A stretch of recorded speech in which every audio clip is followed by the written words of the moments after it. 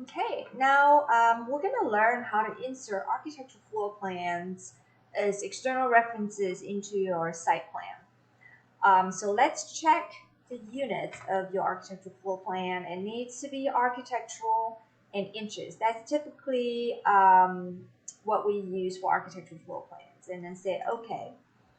And then in this case, we want to set the origin point at the midpoint along one side of the building, preferably where the entrance is. So let's do a window selection, and then we'll just move, type in M, and then snap to the midpoint,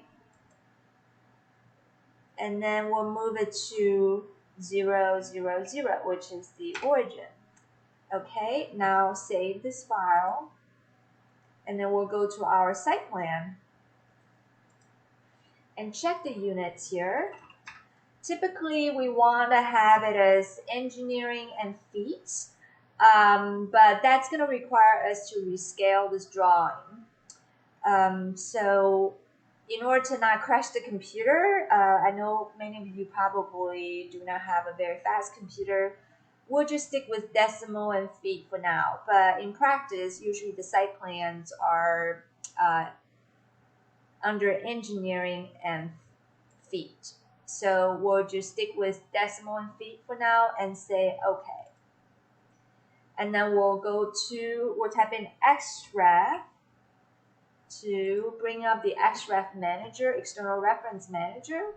And then we'll click on attach here to select the building file.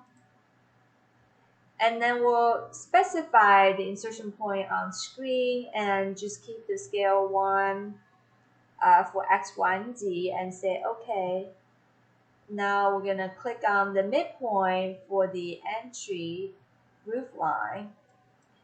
And then it's asking us for the rotational angle. We can basically just snap to one corner of the entry pavilion. That way, we just align the floor plan with the building.